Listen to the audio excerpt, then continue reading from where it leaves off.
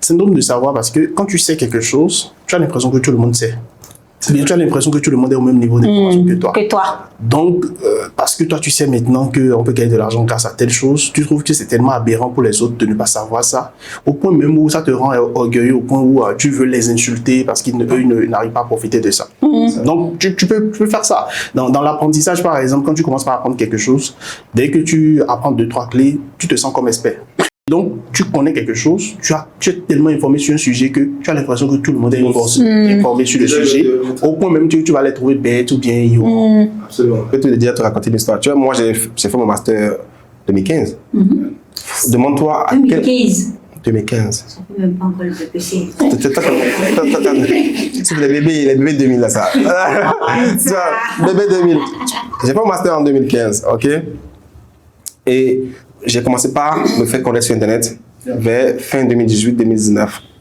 Tu vois, ça fait à peu près 4 ans avant que je commence à me faire connaître sur Internet. Pourquoi j'ai commencé par le faire? Parce que je passais mon temps avant, tu vois, comme je suis fraîchement sorti de master, j'ai fait les grandes agences et tout ça, on était à fond dans le gros hacking, on avait les outils de ouf, tu vois. Donc la tête était chaude, tu vois. Mais je voyais les gens raconter n'importe quoi sur Internet, tu vois. Mais je passais mon temps à les snobber de loin, tu vois.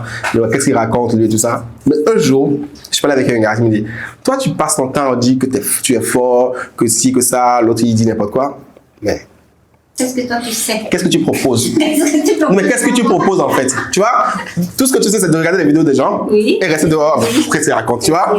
Mais tu proposes quoi? Dis-moi, ce qu'il dit, c'est pas con, en fait. Parce qu'on va faire, on va créer une page, ça va s'appeler Digitalement Parlant. Et on va bouleverser tout le game.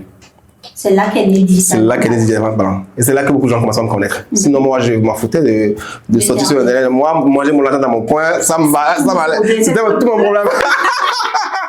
Tu vois? Donc, c'est comme ça que j'ai commencé par publier des trucs, en fait. Et quand on connaît, comme tu le dis, en fait, on pense que tout le monde connaît.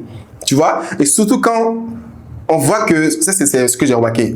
Plus tu vas connaître, tu vois, moi, tu auras envie d'aller faire des débats. Parfois, ça t'énerve, en fait. Tu vois, ça t'énerve, en fait. Parce que parfois, l'autre, il ne sait pas. Mais il ne sait pas qu'il ne sait pas. Mais du fait qu'il ne sait pas qu'il ne sait pas, il va te fatiguer. Tu vois ce que je dis? Il va te fatiguer. Ces personnes-là, c'est très difficile de faire un débat. Voilà. Du coup, il va t'énerver jusqu'au moment où un jour, par un hasard, il va se rendre compte qu'en fait, tu avais raison. Mais jamais il va revenir te dire, oh, mon frère, je m'excuse. Tu vois? Donc, c'est pour ça que tu vas voir qu'on dit souvent que la plupart des gens qui savent sont des sages.